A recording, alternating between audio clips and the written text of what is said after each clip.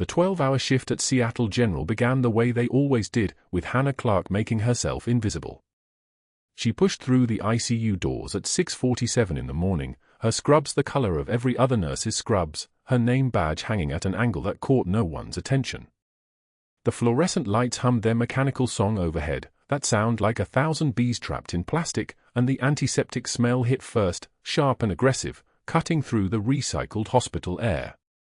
She moved through the corridors with the kind of practiced efficiency that came from 3 years of erasing herself one shift at a time, her hand steady on the medication cart, her voice soft when she addressed patients, her posture curved just enough to suggest apology.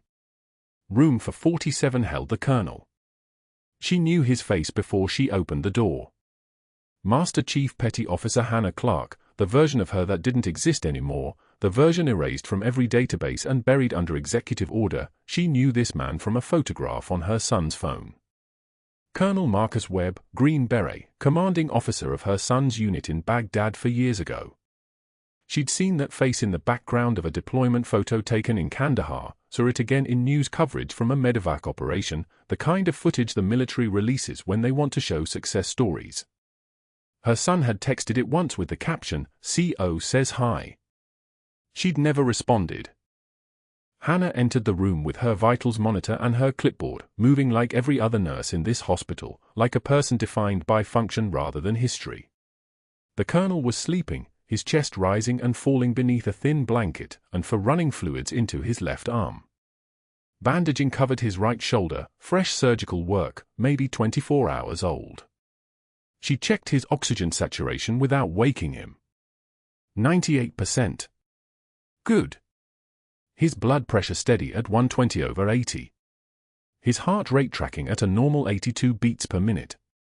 Everything by the book, everything calm and ordinary. She looked at his face for 4 seconds. Then she wrote everything down and left. The locker room was empty when she stowed her things at 7:30 in the morning. Most of the night shift had already cleared out, their lockers hanging open with damp towels still clinging to hooks. Hannah's locker was number 241, third row from the bottom, tucked in a corner where the light didn't quite reach. She opened it slowly. Her regular clothes hung on the left side, jeans from Target, a grey sweater, shoes that could have belonged to anyone. Her extra scrubs and compression socks were folded on the upper shelf. And beneath that, wrapped carefully in white tissue paper, were the combat boots. Leather cracked from desert heat. Laces still stained with Baghdad dust that no amount of cleaning could remove. Size 9, military issue, broken in over 18 months of field operations, extracted from a compound in Anbar province after the extraction went sideways. She reached down and touched the tissue paper without unwrapping it. Her fingertips registered the rough leather texture beneath, and something in her chest tightened. Master Chief Petty Officer Hannah Clarke had worn those boots through 17 combat deployments. She'd walked through fire in those boots, carried wounded through rubble in those boots, negotiated the surrender of 3 separate militia cells while wearing them. Now they lived in a locker beneath someone else's life. Dr. Caldwell appeared at the nursing station at 8:15, his Italian shoes clicking against the tile with the precision of a metronome. Hannah was reviewing the medication list for the morning rounds, her focus narrowed to the task in front of her, when she felt the temperature shift. It was a skill she'd developed in the military, the ability to sense when someone was studying her. Predatory attention felt different from casual glances. She didn't look up. "Nurse Clarke." His voice was the kind of smooth that came with country club membership and a family foundation donation. "A moment." She set down her pen and turned toward him, her expression arranged in the careful neutrality she'd perfected over 3 years. Dr. Caldwell was standing close, closer than professional distance required, his white coat pristine, his tie a silk blend that probably cost more than her weekly groceries. His face carried the particular confidence of a man who'd never been told no in any way that mattered. "I wanted to discuss your observation regarding the supply requisition from yesterday." His smile didn't reach his eyes. "You flagged an order as inconsistent with our patient census." "Quite thorough of you." Hannah waited. The cardinal rule was never speak first. Never fill silence. Never volunteer information. The thing is, Caldwell continued, stepping even closer, some nurses forget their place. Bedpans. Vital signs. Medication administration. Those are the areas where nursing expertise applies. Budget reconciliation, procurement protocols, those require a different level of education. He paused, letting the words settle. I'd hate for your diligence to create unnecessary complications with our supply chain partners. You understand? The hospital has relationships. Business relationships. The kind that don't benefit from questioning by nursing staff. His eyes narrowed just slightly, watching for her reaction. She gave him nothing. Her jaw clenched for half a second, the only thing that moved, then returned to stone. I'm sure you're quite competent at what you do, he said. I'd just hate to see you stretch beyond your training. He walked away before she could respond, his shoes clicking against the tile in a rhythm that felt like a countdown. Two junior residents who'd been standing near the monitors suddenly became very interested in their charts. The phlebotomist pretended to reorganize her cart. Hannah picked up her pen again and returned to the medication list, her hand steady, her breathing even, her mind already filing the conversation into the category of threats to be monitored. The supply requisition had been the first problem. She'd noticed it 3 weeks ago while pulling medications for her shift, an order for orthopedic surgical supplies that didn't match any of the active orthopedic cases in the ICU. She'd double-checked the surgical schedule. Nothing scheduled. Nothing pending. She'd pulled the patient census reports from the week the supplies were ordered. No trauma admissions, no elective cases, nothing that would justify a $40,000 order for titanium plates and screws. She'd flagged it to the supply coordinator, who shrugged and said it was probably a pre-stocking order from administration. Then she'd flagged it to her charge nurse, who told her to let it go. Then she'd stopped asking questions and started documenting everything, building a file of requisitions that didn't match bed counts, invoices that didn't align with usage reports, a pattern that suggested someone was ordering supplies that weren't being used. The late shifts had become her research time. After the main ER quieted down, usually around 9 or 10 at night, she'd slip into the medical records office and review the billing documentation, comparing purchase orders against surgical logs, cross-referencing patient files with supply usage.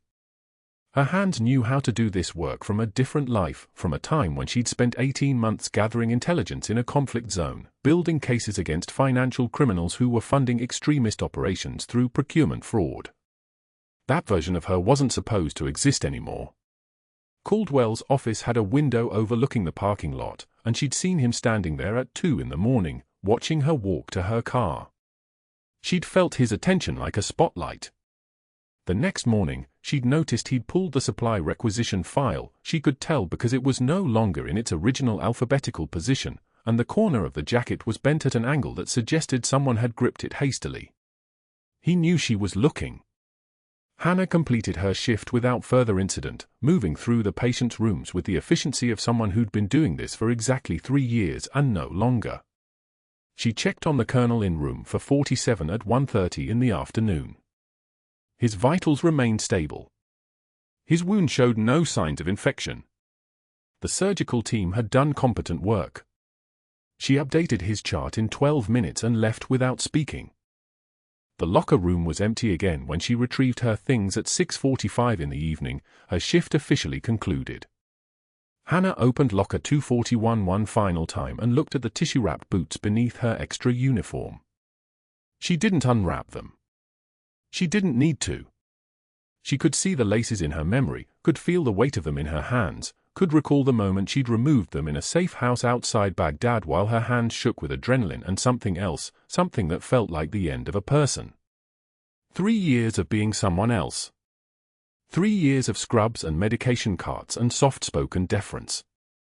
3 years of erasing Master Chief Petty Officer Hannah Clarke so completely that sometimes she forgot what her own voice sounded like when she wasn't apologizing. But Dr. Caldwell had just made a tactical error. He'd revealed that he knew she was watching. He'd tipped his hand about the supply fraud. And more importantly, he'd fundamentally misunderstood the thing that made Hannah Clarke dangerous. He thought she was a nurse who'd stumbled onto something. she was actually a Navy SEAL who'd learned how to be invisible, and she was still building her case. The amphitheater at Seattle General held the weight of 20 minds, all focused downward onto glowing tablets, pens poised like weapons over notebooks. Dr. Caldwell stood at the lectern, his posture commanding the space the way men like him always did, shoulders back, voice pitched to carry, the kind of presence that made the air pressure change. Hannah stood beside him on the platform, summoned without explanation 20 minutes before grand rounds began, and she understood immediately that this was not a consultation. This was a stage. Today, Dr. Caldwell announced, his laser pointer already glowing, we discuss procedural insubordination in clinical settings. The dangers of nurses who believe their nursing degree qualifies them to practice medicine. His smile was thin as a scalpel blade. The first slide illuminated behind them, Hannah's own nursing documentation from Tuesday, her handwriting magnified across the screen for all 20 residents to examine. Observe. Nurse Clarke's charting indicates medication administration at 14:17 hours. But the pharmacy confirms delivery at 14:34. He circled the timestamp with his laser, the red dot moving like a hunting dog tracking prey. 17 minutes. A discrepancy. Intentional falsification of the medical record. Hannah's hands rested at her sides, perfectly still. Her breathing unchanged. Her expression carved from stone, the way she'd learned to stand during 14-hour surveillance operations in Helmand Province when a single facial movement could compromise an entire extraction. She watched his mouth move, watched the residents' pens move faster across their notebooks, watched the architecture of a lie assemble itself before 30 eyes. This is what we call the Dunning-Kruger effect, Dr. Caldwell continued, warming to his audience like a performer sensing applause. When someone is too incompetent to recognize their own incompetence. Too ignorant to understand the boundaries of their training. He clicked to the next slide, another page of her charting, more timestamps circled, all of them fabricated. We have a fundamental problem in modern healthcare. Nurses who watch YouTube videos and suddenly believe they understand cardiology. Nurses who question physician orders. Nurses who think, he paused for effect, letting the residents lean in, that they are smarter than the doctors who actually went to medical school. Scattered laughter rippled through the amphitheater, the sound of junior doctors recognizing tribal boundaries, understanding which side of the hierarchy they belonged to. Dr. Caldwell milked it, extending his pause for 12 full seconds, letting the laughter build, watching Hannah from the corner of his eye to see if she would flinch, if she would fold, if she would finally give him the satisfaction of visible humiliation. Her jaw moved once. The muscle beneath her skin jumped like a trapped animal, and then went absolutely still. He continued for 11 more minutes, dissecting documentation errors she never made, each full citation delivered with absolute confidence. The residents took notes. The red laser pointer circled and circled her supposed crimes. Her breathing remained even. Her hands never trembled. Only that jaw betrayed her, that single involuntary clench before she returned to her manufactured calm, the way a pressure valve releases steam once before sealing again. When it ended, when he finally dismissed her with a dismissive wave, Hannah walked down the amphitheater steps and returned to the third floor without a word. Her coffee from the morning sat cold at her station. She didn't drink it. That afternoon at the vending machine near the break room, 2 attending physicians stood 3 feet from her, their voices pitched just loud enough to carry. Hannah inserted her dollar into the slot, watching the mechanism spin. The coffee cup dropped with a metallic clang. "Did you see Caldwell's teaching case?" The first physician's voice carried the satisfied tone of someone watching a peer being eviscerated. "The nurse who thinks she's smarter than doctors." The second one laughed, a sound like bitter almonds. "Clarke? She's probably Googling medical terms right now, preparing her defense. Bet she doesn't last the week." Caldwell's made it his personal mission. She questioned a supply order and suddenly she's Crimson Tide's medical director. Hannah reached for the coffee cup. Her hand was perfectly steady. She had once held a 7.62 caliber rifle for 18 hours without moving during a counter-sniper operation outside Fallujah. A vending machine in Houston was not going to make her hands shake. She picked up the cup and walked back to her station without acknowledgement, without a glance, without giving them the satisfaction of knowing they'd landed a blow. Later that evening, around 7 o'clock, Dr. Caldwell appeared at the nursing station. His coat was draped over his forearm like he'd only stopped in briefly, like he had other patients to see, other important things demanding his time. Hannah was updating a patient chart, her handwriting precise as always. "Hannah," he said, his voice honey-sweet, the tone a predator uses when the prey has finally stopped running. "I want you to understand something." She looked up. "Security escorts for terminated employees are standard protocol here at Seattle General. Very standard. I'd truly hate for you to require one." He leaned against the counter, his smile widening. "But if these documentation issues continue, if this insubordination persists, well, we do what we must to protect patient safety. Surely you understand." It wasn't a question. It wasn't a threat spoken in aggression. It was a threat the way a surgeon delivers news, with clinical precision, inevitable as gravity. Hannah stood motionless. The coffee in her hand had gone cold an hour ago. She continued standing until Dr. Caldwell's smile faltered slightly, until he realized she wasn't going to respond, wasn't going to defend herself, wasn't going to give him the argument he was fishing for. He straightened his coat. "Think about it," he said finally, and walked away. She watched him disappear down the corridor toward the elevator. Only then did she set down the cold coffee, return the patient chart to its slot, and excuse herself to the supply closet at the end of the west hallway. The closet was narrow, barely wider than a shoulder, lined with shelves of gauze rolls and for tubing and plastic-wrapped bandage packs stacked in perfect geometric patterns. The fluorescent light overhead flickered once, twice, settling into a steady hum. Hannah closed the door behind her, and for the first time since arriving at Seattle General 3 years ago, for the first time since she'd painted herself invisible, buried every medal and commendation and memory of the person she'd been, her hands began to tremble. Her fingers gripped the metal shelf until her knuckles turned white, the blood receding beneath the skin. The metal was cold, solid, real. She breathed through her nose, counted backward from 100 in military phonetic alphabet, Zulu, Yankee, X-ray, the way she'd learned in survival training, the way she'd calmed herself in a collapsed building outside Tikrit with 2 ribs broken and 300 pounds of concrete pinning her legs. The trembling lasted 47 seconds. Then it stopped. Her hands released the shelf. Her breathing evened. She stood in the supply closet for another 12 seconds, just standing, just existing in the small warm space where no one could see her, where no one could measure her reaction, where she was finally, mercifully, alone. When she emerged, her hands were steady again. Her face was a mask. She returned to the 3rd floor, completed her remaining patient rounds, and clocked out at 11:47 that night, the clock on the wall humming with the same rhythm as the supply closet light. She had no idea that in just 4 hours and 16 minutes, everything would change. At 01:47 hours, Hannah completed her hourly vitals check on the colonel in room for 47. Blood pressure 132/76. Heart rate 92. Oxygen saturation 98% on 2 liters. The numbers told a story, and she'd learned to read vital signs the way some people read faces. The downward drift in blood pressure concerned her. The creeping heart rate even more. Post-operative patients improved in straight lines or they didn't. This one was drifting sideways, his body whispering warnings that wouldn't reach the doctor's ears for another 30 or 40 minutes.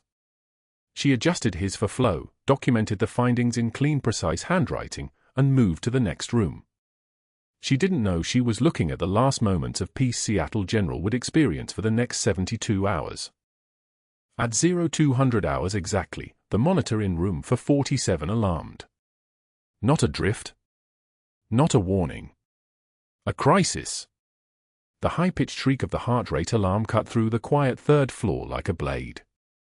Hannah was 3 rooms away, charting medication administration times, when the sound registered in her nervous system before it reached her conscious mind. Her pen stopped. Her body moved toward the alarm before her brain finished processing. Muscle memory. 2 decades of muscle memory that never forgot. She found the colonel's monitor screaming at her. Heart rate 148 and climbing. Blood pressure 68/42. The four fluids were running wide open, but his body was losing blood faster than any bag could replace it. His oxygen saturation was dropping.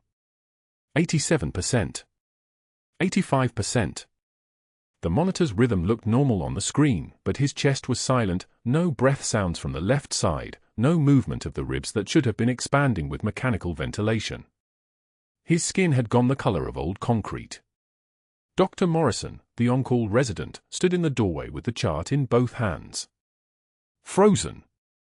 His mouth was moving but no words were coming out, just air like a fish suffocating on deck. 26 years old, fresh out of residency, and standing in front of the physical reality of what happens when a surgical repair decides to fail. The post-operative bleed. The one complication that killed patients in the first 48 hours before anyone could stop it. Hannah was already moving. She didn't wait for permission. She didn't wait for orders. She grabbed the crash cart and the pericardiocentesis kit, 14-gauge needle, the metal cold against her palm like the handle of a pistol. The colonel's chest was rising and falling with the ventilator, but no blood was getting to his heart. The fluid was accumulating in the pericardial sac, squeezing his ventricles like a hand closing around a bird. Tamponade. Cardiac tamponade. Death wearing a medical term. Get me point-of-care ultrasound, Hannah said. Not a request. The attending from the ICU had materialized in the doorway, finally, but he was still processing the monitor alarms. Hannah was already 3 steps ahead, her hands moving on their own, the way hands move when they've done something 10,000 times across 10,000 nights in tents and forward operating bases and trauma bays that smelled like diesel and copper and the particular silence of dying men. The ultrasound machine wheezed to life. She positioned the probe at the 4th intercostal space, and there it was, the dark shadow of blood filling the space where it shouldn't be. The pericardium was distended like a water balloon, 1 needle prick away from rupture. The colonel's right ventricle was collapsing with each beat, being squeezed smaller and smaller. I'm going to need you to step back, Hannah said to Dr. Morrison, who was still holding the chart. Not unkind. Just factual, like reporting a lab value. She prepped the skin with betadine in broadshaw strokes.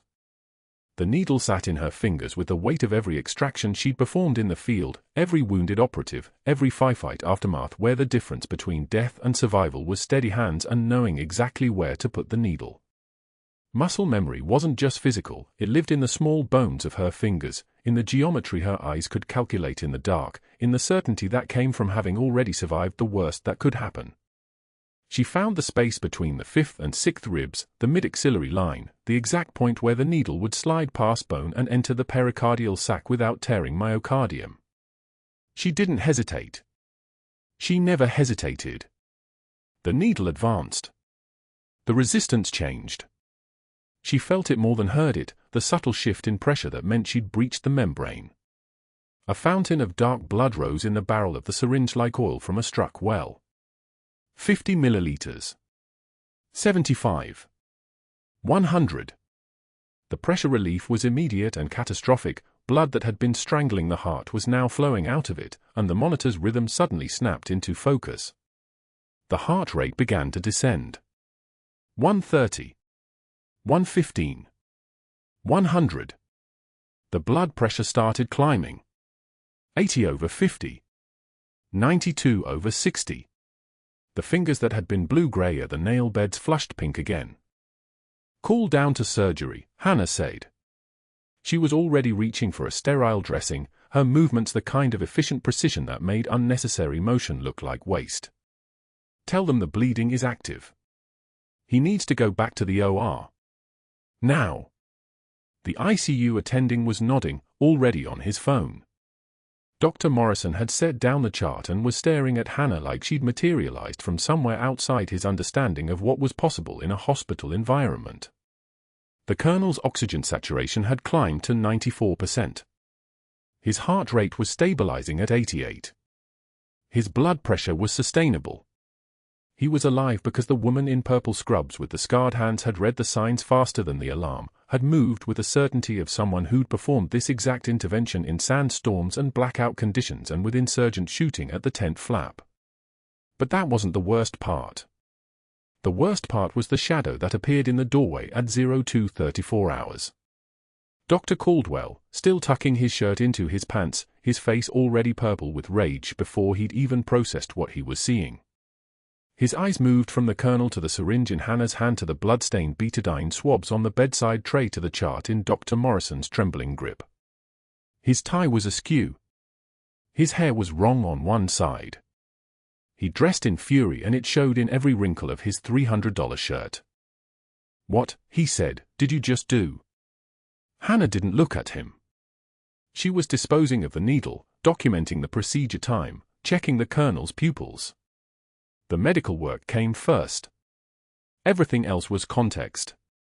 "Emergency pericardiocentesis," the ICU attending said, his voice carrying the careful neutrality of a man who knew he was standing at a branching point in the evening's narrative. "Cardiac tamponade from postoperative bleed. Intervention successful. Patient stable. He's heading to OR now for definitive repair." Caldwell's eyes never left Hannah. She felt them like points of pressure, like the weight of being studied by something predatory. When she finally looked at him, her expression didn't change. Composed. Neutral. The face of a nurse who'd just performed a routine clinical task and was moving on to the next patient. "My office," Caldwell said. "Now." She finished documenting the vital signs. 02:38 hours, she wrote in the chart. Procedure, emergency needle decompression. Patient response, immediate hemodynamic improvement. Prepared for OR transfer. Her handwriting was perfectly steady, each letter the same size, the pressure consistent. The handwriting of someone who wasn't trembling. Wasn't afraid. Wasn't anything other than professional. She followed Caldwell through the quiet corridors of the third floor, past the rooms of sleeping patients, under the fluorescent lights that hummed with their particular brand of institutional indifference. His office was on the second floor, all mahogany and framed diplomas from institutions where people like him learned how to wield power. He closed the door and sat behind his desk, making her stand. A power move. A small one. The kind of thing that mattered to people who needed the architecture of the room to feel significant. "You performed a pericardiocentesis," he said. "Not a question. A procedure requiring years of specialized training. Without physician authorization. Without direct supervision. Without a single credential that permits you to perform emergency cardiothoracic interventions." Hannah's jaw clenched once. Just once. But she didn't speak. "Explain yourself," Caldwell said. "The patient was dying," Hannah said. Her voice was measured. The accent of someone who'd spent half her life in places where words needed to be precise because miscommunication meant death. The resident was unable to perform the procedure. "I had the skills. I made the choice. The patient is alive." Caldwell stood. He moved to the window and looked out at the Houston skyline, at the rain that had started falling sometime after midnight, slicking the parking lot below into a mirror of red and white taillights. When he turned back to her, his voice had dropped into a register that made her understand he'd moved past anger into something colder. "Calculation. You understand," he said slowly, "that I am obligated to report this. That a nurse performing procedures outside her scope of practice is grounds for immediate termination and possible loss of licensure. And you understand that no amount of patient advocacy excuses a complete abandonment of the hierarchy that keeps this hospital functioning." Hannah didn't move. The rain hammered the window behind him like applause from something that didn't care about hierarchy or licensure or the careful social architecture that kept institutions organized. It was just water falling from the sky. It didn't ask permission. "I'm calling an emergency board meeting for 0600 hours, Caldwell said. "I'm recommending your immediate termination for gross insubordination and practicing beyond your scope of licensure.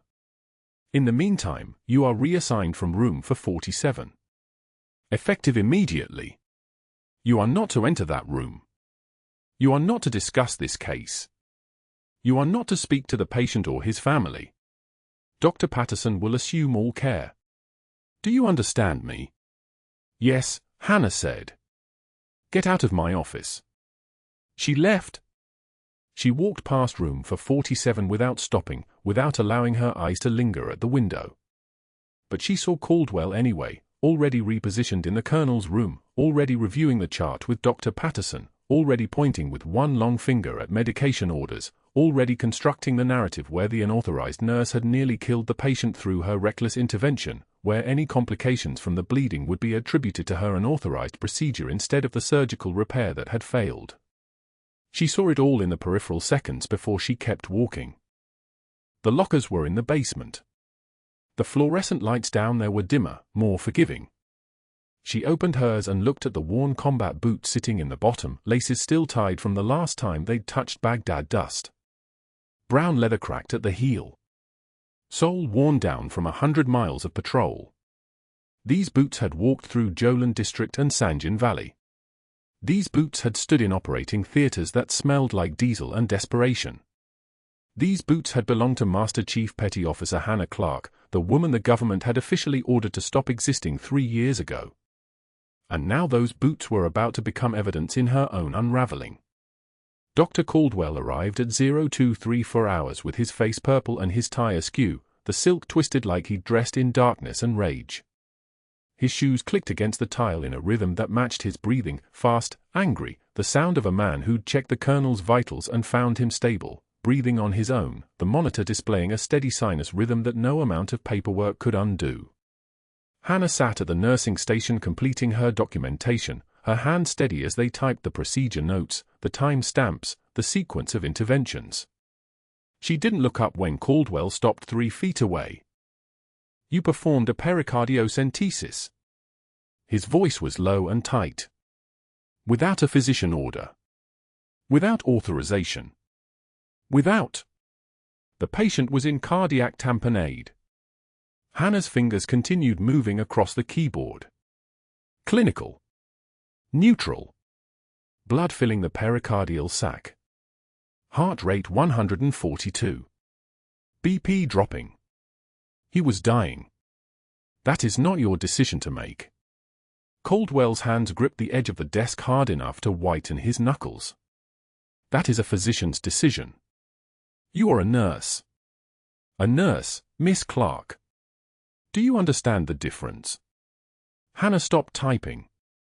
She turned to face him, and for the first time, something shifted in her eyes, and not anger, not fear, but a kind of stillness that made the fluorescent light seem to dim around her. The resident was frozen. Dr. Morrison wasn't in the unit. The Colonel had 180 seconds before cardiac arrest became irreversible. I did what the situation required. Caldwell's face darkened another shade. You performed an invasive procedure that is outside your scope of practice. That is insubordination of the most serious kind. That is grounds for immediate. He stopped himself, straightened his tie with jerking movements, and his voice dropped to something colder. You will wait here. Do not leave this unit. Do not speak to anyone. I will be back. He turned and walked away, his shoes striking the tile like accusations. By 0600 hours, the emergency board meeting had already convened in the executive conference room on the 4th floor. For board members sat around the mahogany table, men Hannah had never met but whose names appeared on plaques in the hospital lobby with Caldwell Family Foundation printed beneath them in brass. Caldwell stood at the head of the table with a laser pointer and 40 slides cued on the projector screen. His presentation was titled Patient Safety and Scope of Practice Violations in Clinical Blue font. Nurse Clarke, he began, and his voice was steady now, controlled, the voice of someone presenting facts rather than rage, has demonstrated a pattern of persistent insubordination spanning the past 6 weeks. She has questioned physician decisions. She has reviewed billing records without authorization. And last night, she performed an invasive procedure, a pericardiocentesis, for which she has no training and no credential. Slide 3 showed the fabricated documentation errors from grand rounds. Slide 7 showed testimony from Dr. Morrison, recorded just hours earlier. I was not present. Nurse Clarke assumed physician authority without appropriate training. While the outcome was fortunate, the protocol violation is undeniable. Slides 10 through 20 detailed her questioning of supply orders, her review of billing discrepancies, her persistent challenges to hospital hierarchy. Caldwell's voice carried the weight of institutional authority. Patient safety requires clear chain of command. Nurses who exceed their scope of practice create liability, undermine physician authority, and threaten the integrity of care delivery. The administrator nodded gravely, his pen making notes. By slide 37, Caldwell had transitioned from facts to implications. This institution must demonstrate clear consequences for scope violations. Failure to terminate would establish precedent that nurses may override physician judgment with impunity. The vote came at 0600 sharp, unanimous. Hannah was at her locker when hospital security found her. 2 guards in grey uniforms, one middle-aged with a protocol clipboard, one younger with kind eyes that looked sorry before he opened his mouth. The older guard held an envelope sealed with the hospital's logo. "Termination, effective immediately," he said, and his voice was the voice of someone reading a script he'd read before. "Per hospital policy, you're to be escorted from the premises. We'll need your badge, your access card, and your parking sticker." Hannah's locker hung open. Inside, a photo of Derek in marine dress blues, taken at his graduation from officer candidates course. Her nursing textbooks, worn and annotated. A small bottle of lotion that smelled like the civilian world. And on the bottom shelf, wrapped in tissue paper, the pair of worn combat boots that had walked through the streets of Fallujah and Kandahar and Mogadishu and a dozen places that had no names on official maps. She pulled out the boots and wrapped them again in the tissue, slowly, with the precision of someone performing a ritual. She'd carried these boots out of Baghdad after extracting 12 hostages under enemy fire, after a Black Ops extraction that went sideways and got buried. She'd hidden them in a locker for 3 years while she learned to be invisible, to be small, to answer yes, doctor, and of course, doctor, and accept humiliation with the face of someone who had nowhere else to go. She placed them in a cardboard box with the photo of Derek and her nursing license. She didn't pack the textbooks. She didn't pack the lotion. She left her badge on top of the locker and looked at the younger guard with kind eyes. "I'm ready," she said. He walked 3 feet behind her to the parking lot, his footsteps echoing in the pre-dawn darkness. The parking lot was empty except for the night shift vehicles and the rain beginning to fall in thin, tentative drops that would turn into a storm by morning. The younger guard stopped at her car. "For what it's worth, everyone knows you saved that colonel's life." His voice was soft, apologetic, the voice of someone caught between institutional order and human decency. "I was on the night shift. I heard the code. I heard what happened. You did the right thing." Hannah unlocked her car and placed the box carefully in the trunk. She didn't answer. She'd spent 3 years learning not to answer, learning to let things pass over her like weather. She closed the trunk and got into the driver's seat and drove away from Seattle General while the rain began to fall harder against her windshield. At 3:48 a.m., she sat in an all-night diner on the edge of Houston, the kind of place that existed in the margins between the city and the highway, with cracked vinyl booths and a counter that ran the length of the room and fluorescent lights that hummed with the sound of insects trapped in electricity.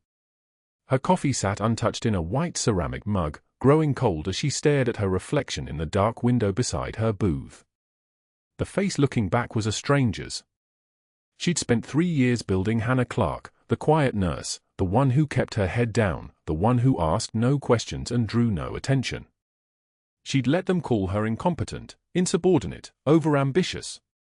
She'd accepted the humiliation in grand rounds with a clenched jaw and nothing else showing. She'd folded her hands and bowed her head and made herself small enough to disappear into hospital corridors and night shifts and the kind of anonymity that comes from being underestimated and forgotten. 3 years of that mask. Undone in a single night because a man was dying and she couldn't watch him die. The government had erased Master Chief Petty Officer Hannah Clarke after Operation Sand Viper went sideways in Baghdad. They deleted her service record, sealed the mission files, buried 12 hostages and the extraction that had cost her 14 years of classified service and a future that had ended in a briefing room with classified stamps and orders to vanish. She'd followed those orders for 36 months. She'd become a civilian. She'd become invisible. She'd become safe. And now, by saving the colonel, she'd exposed herself. Created documentation. Drawn attention. There was a procedure report in Seattle General's system with her name on it and the timestamp and the sequence of medical decisions that could be traced, analyzed, investigated. The Pentagon's digital watchdogs would flag it. Someone would ask questions. Someone would recognize the name. The careful invisibility she'd maintained would shatter like glass. The waitress, a woman in her 60s with tired eyes and a coffee pot in her hand, refilled Hannah's mug without being asked. The gesture was kind, but Hannah barely registered it.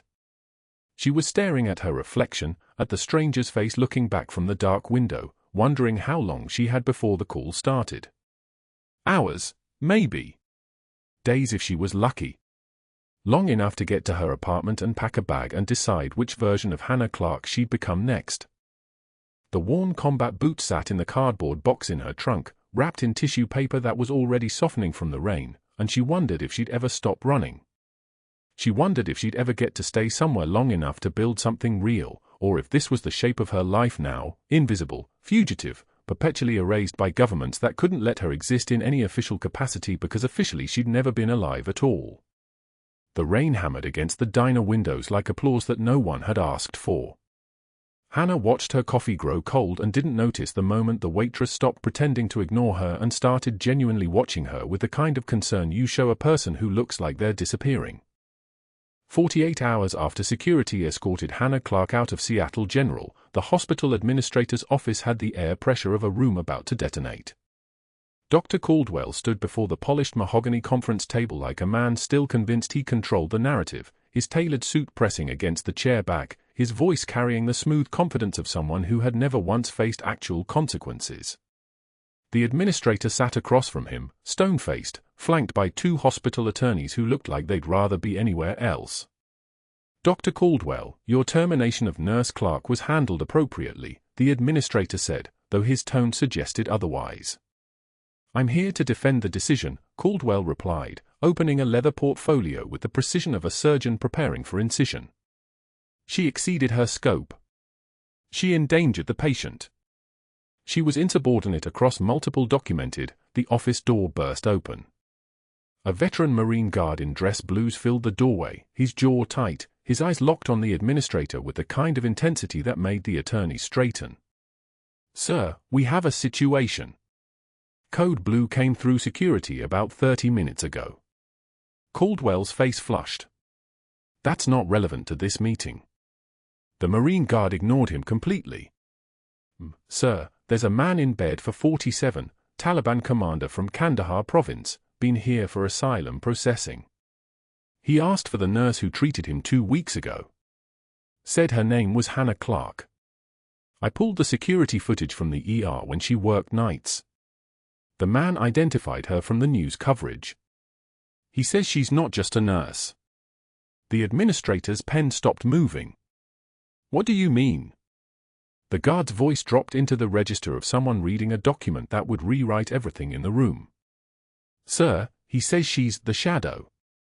The operative who negotiated his surrender in 2019. Saved his entire village from a black ops extraction that went sideways. He says she did that with her hands. Not as a soldier. As herself. Caldwell's face went the color of fluorescent light. That's impossible. The guard continued as if Caldwell had said nothing. He said she took rounds for his unit commander. Point blank. 3 shots. She's the reason he's alive to ask for asylum. The conference room door opened a second time. A Pentagon liaison in a charcoal suit entered with a 2-star general whose uniform carried decorations like medals carry weight. The general stepped to the head of the table without waiting for introduction. His voice came out low and precise, the kind of voice that had commanded men across 3 continents.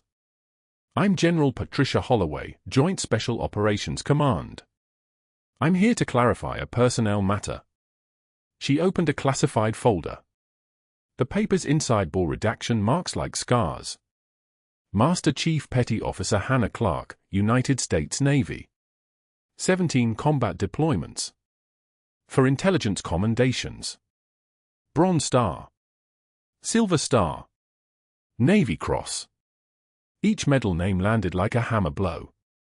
Caldwell tried to stand. Holloway's eyes moved toward him and he sat back down. This officer, the general continued, was officially erased from every military database in 2021 after a classified operation in Baghdad. Her identity was compartmentalized across JSOC protocols and hidden in plain sight. She was ordered to disappear. She complied. Until she saved a man's life in your emergency department without authorization, because that is what Special Operations Command trains people to do, save lives. The administrator's hand trembled as he reached for his water glass. General, I'm not finished. Holloway's presence in the room had the quality of a storm front moving in. Colonel James Mercer, currently in recovery in room for 47, was the Green Beret team leader who trained your former nurse. He asked me to deliver a message. He says that when an IED detonated 17 meters from his position in 2019, Hannah Clarke was carrying equipment. She dropped it. She ran through hostile fire. 3 Taliban marksmen opened up. The first round caught her in the lower left abdomen. The second and third would have taken his head. She pressed down on her own wound and kept moving until he was behind concrete. Silence filled the room like water in a sinking vessel. The administrator pushed back from the table. His chair scraped against Italian tile with a sound like fingernails on glass. Dr. Caldwell's face had drained of all color. His mouth opened and closed without words. The general closed the folder with deliberate precision. Nurse Clarke's discharge was unlawful. The hospital will rescind the termination, restore her record, and issue a formal apology. You will cooperate fully with this process. She turned to Caldwell. You will also cooperate with the federal investigation into billing irregularities that she identified and you attempted to bury. 10 seconds passed. Not the kind of silence that has sound underneath it. The kind that has nothing at all. Just the hum of the building's electrical systems and the distant pulse of the city beyond the windows. The administrator's face had shifted into something like comprehension. Caldwell's breath came shallow and fast. Then the general stood. The liaison followed. The Marine Guard remained in the doorway, a living barrier between the men in the room and anyone who might have wanted to leave. It wasn't a request. It was a command. Within the hour, a medical resident named Dr. Sarah Patel, the one who had sat in the front row during Caldwell's grand rounds, the one who'd watched him eviscerate Hannah Clarke with surgical precision, uploaded a video to social media. 6 minutes long. Title: This doctor just humiliated a Navy SEAL in front of students. The audio was clean. You could hear Caldwell's voice, his mocking tone, his dismissive laugh. Juxtaposed against news coverage of Hannah in dress uniform, the general reading her military record, the colonel's statement from his hospital bed. The video uploaded at 2:48 p.m. By 3:41 p.m. it had 200,000 views. By 4:45 p.m. it had crossed 1 million. By 6:33 p.m. it was viral across every platform, not trending, not climbing. Viral the way fires spread in wind. The hospital's phone system crashed at 6:15 p.m. from inbound call volume. By 8:08 p.m. the video had 4 million views.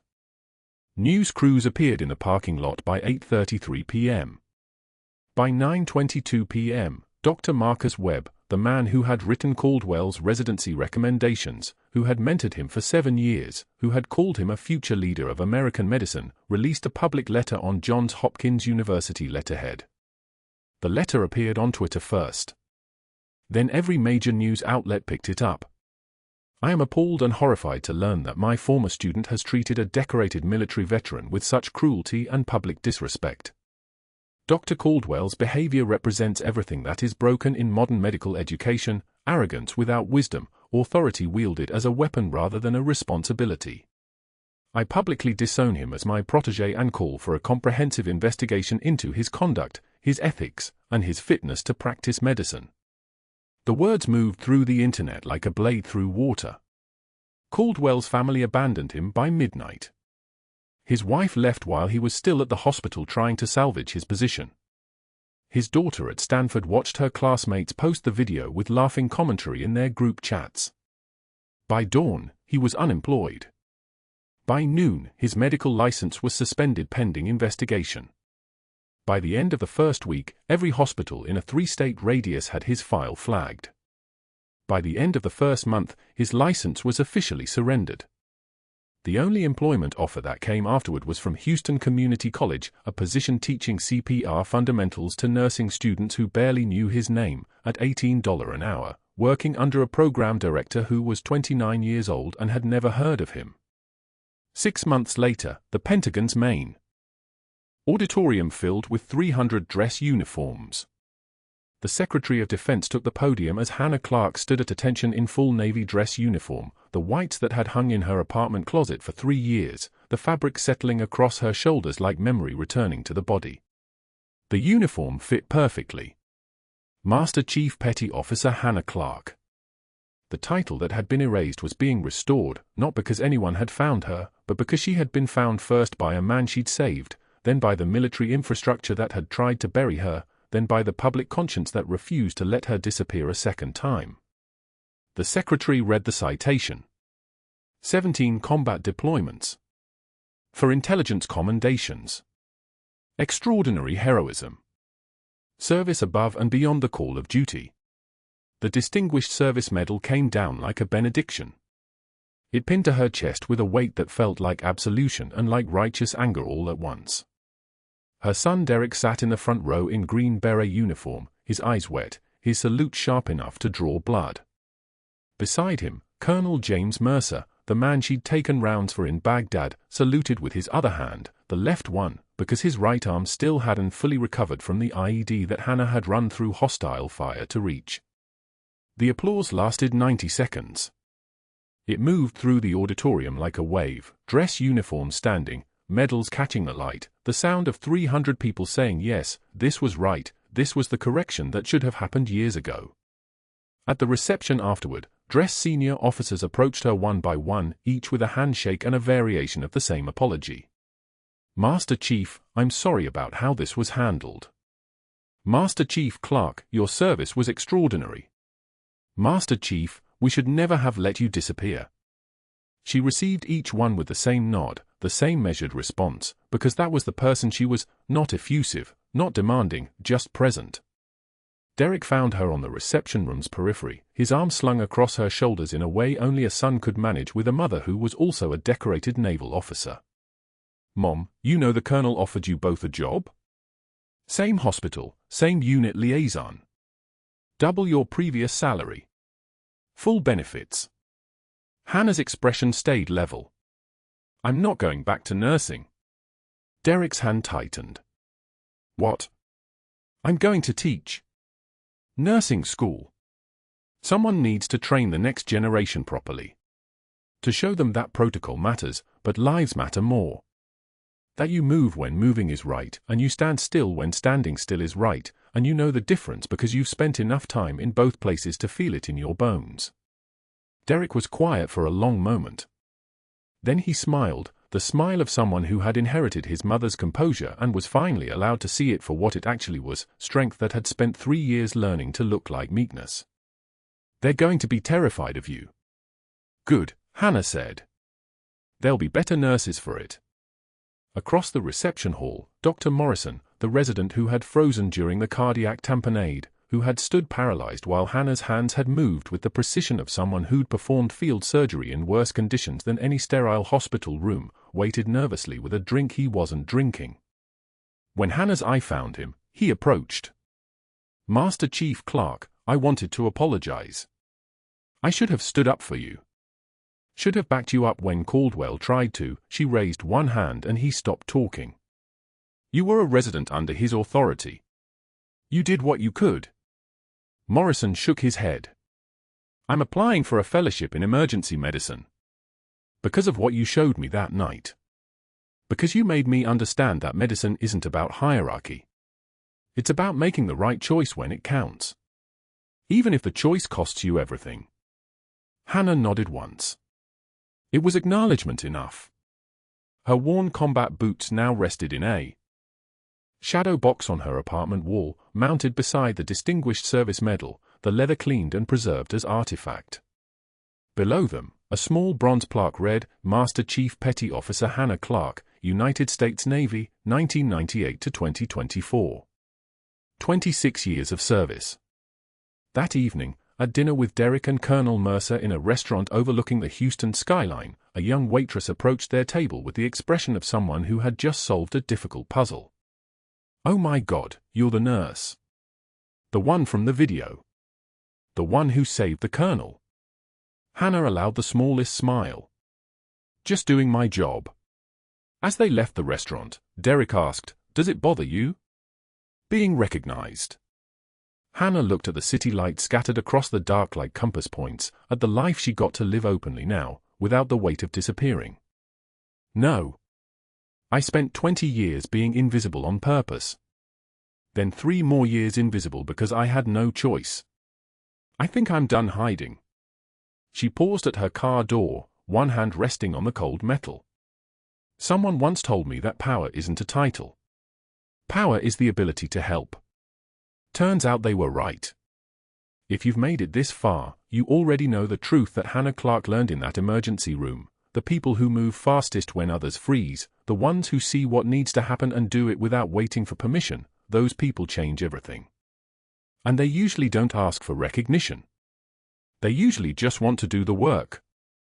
If you've encountered someone like that, someone who led when leadership wasn't their job, someone who stood up when standing up cost them everything, comment below and tell their story. Subscribe so you don't miss what happens when the quiet ones finally get to be loud. And if you're the quiet one, if you're the person carrying medals that nobody knows about, if you're the person learning that invisible strength is the only kind that lasts, this one's for you.